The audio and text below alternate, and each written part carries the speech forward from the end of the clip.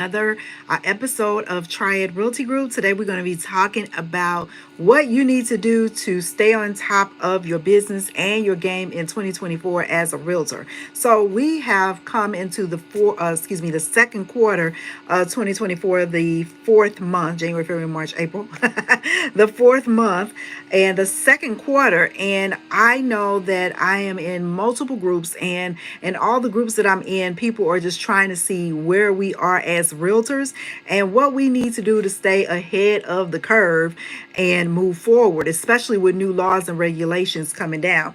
So today I'm going to give you about 4 or 5 tips, and hopefully these tips will help allow you to see where your business is now and where you plan to be. If this is your first time to my broadcast, welcome. My name is Nichelle, and I am a licensed real estate broker at Triad Realty Group. I have been in the business of real estate for over 30 years. I made some ups, some downs, some arounds, some back arounds again. And then sometimes I land on top, sometimes I land on the bottom. It just depends on what season it is and what I do strategically to build my business. So I'm speaking to you from not only experience, but results that have occurred and failures. Okay. So the first thing that I have been doing personally in my business to stay afloat and to stay on top of my game in the real estate industry is that I have been utilizing social media. How have I been utilizing social media? It's hot. I gotta take off my jacket. I've been utilizing social media in multiple ways, mostly the ones that I predominantly stay on, which is YouTube, Instagram, TikTok, as well as Facebook. And people say Facebook dead, but it is not. There is still a lot of opportunity depending on who you're connected with. And not only who you connected with, you can do a lot of advertising just like on TikTok as you can with on Facebook. And probably on Facebook, you find a little bit more people that are in your per se age range that may own homes. And then perhaps maybe some of their kids that may be interested in buying homes.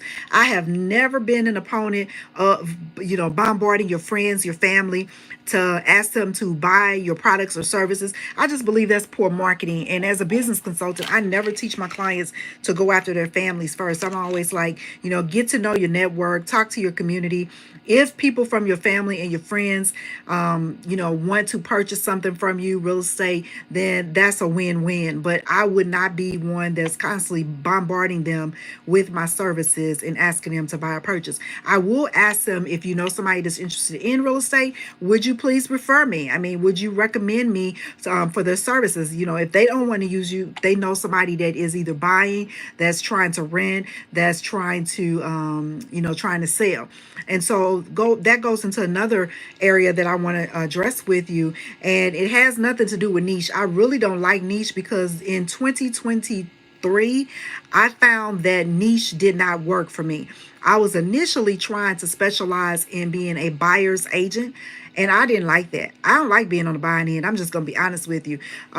There's too many ups and downs on the buyer's end.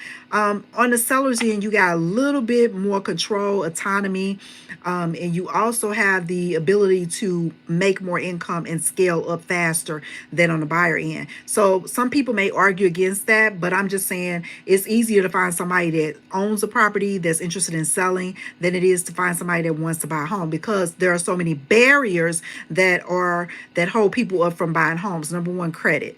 It depends on what type of market you're in, what type of buyer that you're working with. Those are some barriers that will hold you up as a buyer's agent. Whereas a seller's agent, majority of the people that own a home, at the time when they bought the home, the credit was good. Okay, so they may not be good while they're still there, but at the time they bought it when it was good, and they may have some equity, and they have a little bit more leverage. So that's why I personally prefer to be a seller's agent, and why I think there's leverage in working with sellers than it is for buyers. So here's another thing that think you need to do if you want to expand and grow your business in 2024. You need to work on personalization. So as a business consultant, I often share with my clients strategies and tips and all that kind of stuff to help get themselves out of being quote unquote like everybody else. There's so many Me Too. There's Me Too realtors. There's tons of realtors out here.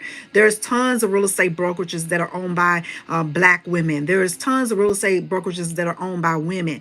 But what can you do to make yourself stand out and look different and be different? That's what I try to aim for all the time. But you will find that most of us typically are the same. What's going to be your carrot that you're going to dangle that really makes you different from everybody else? So I really have been diving into the difference that I make as a realtor, and personalization of your marketing strategy, really focusing in on who I want to be my client. And so in 2023, I was speaking of earlier, I kind of found myself to be an investors friendly agent, because I had started to, like January 2023, I started getting a lot of clients that were interested in purchasing real estate. And, you know, they didn't live here. They didn't live in my area, Georgia and Missouri. They didn't live there. So they were out of state investors. And so I started to see that there was some really good connections. And as I mentioned, I've been selling real estate a long time, and I worked in the investment area prior to becoming a realtor. I was an investor. And then from an investor, I started out as a buyer's agent. Then I went to a seller's agent. Then I did both of them. Now I consider myself to be diverse in every area, but I specialize and hone in on investors. Why? Because I speak investors' language. Why? Because I'm an investor myself. And so with that being said, my marketing strategy has kind of changed and shifted. Now I'm concentrating on data that I'm getting. Where did you find me? How did you find me? Who referred you? Asking those really, questions that can really lead you to some more opportunity as it relates to your marketing. So number two, if you want to grow your business in 2024, you need to get personalized in your marketing. You need to understand who your market is. That's a no-brainer there. And you need to know how to go after them. So if it's going to be data collection, is it going to be, following up from previous sales and, hanging out with those people? I do believe if you hang out with the money, you will become some of that money as well. Okay. You got to hang out where you want to be. You got to hang out in the areas that you see yourself becoming or growing into. So personalized marketing through data analysis, analytics, and things of that nature. And you also have to have a focused message. That's something as a business consultant that I stressed as well. I used to be all over the place with my messaging. Now, as I stated, my focus is investors. So I'm your investor friendly agent, and I speak your language because I am an investor myself. I understand strategy. I understand technique. I understand how to get the right tenants in. I know how to profit from your investment while you are growing and building your portfolio. So once you get to speak your language, get focused in on your message, it won't seem so scrambled. As I mentioned, when I started in real estate in 2003 as a realtor, I was all over the place, confused, did not know which direction I was going. And I would say throughout the tenure of being a realtor, I kind of went both ways. I just never honed in or found my specialty until literally like last year, when I became, this is what I know. This is what I know how to do. Nobody does it better than me. Here's why I can help you. And when I became clear on those goals, life started to change for me. And so another thing that I want to focus on too this year, we need to talk about the impact of social media. I mean, social media literally is making people millionaires. How is it making people millionaires? You got people that quote unquote, don't mean this in any harm or pun intended, that were literally nobodies, but yet they had a skill, yet they had a craft, yet they had talent and expertise that they could use to build and make people aware through social media. And so I know a lot of people tell me that they're afraid to go live. I was that person as well. And I think I was more so worried about it. And don't tell me that you're not, because most people are worried about what people are going to think about them, not strangers. I wasn't necessarily worried about what strangers were going to think about me, but I was more so worried about what my so-called friends and my family were going to think about me. But once I got past that, and I knew that they were watching me, because yes, your friends and family, they're going to always watch you. They're going to always say, what you doing now? Things of that nature. You can't let that deter or interfere with your progress and with you showing up where you need to show up. If it's social media, you need to show up there. If it's doing more community engagement, you need to show up there. You literally have to take those fears of what other people think and move them out the way. Because when you move them out the way, what you're going to find out is that it didn't matter anyway. They ain't adding to your paycheck.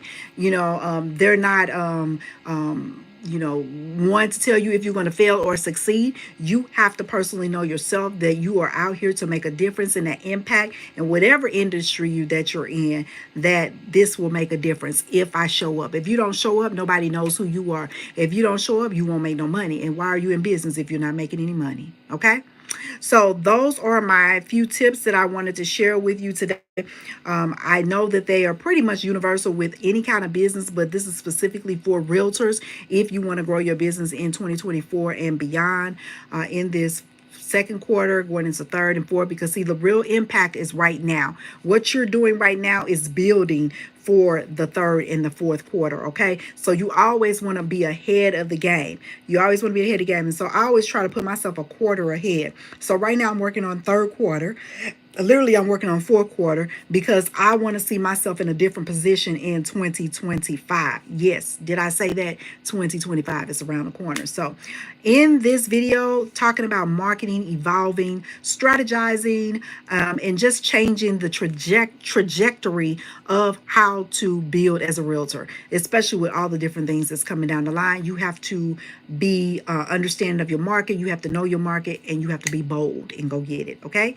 Peace. I'm Nichelle. If you are new to this channel, go ahead and click the subscribe button. Let me know what your thoughts are in relation to what I said in the comments below.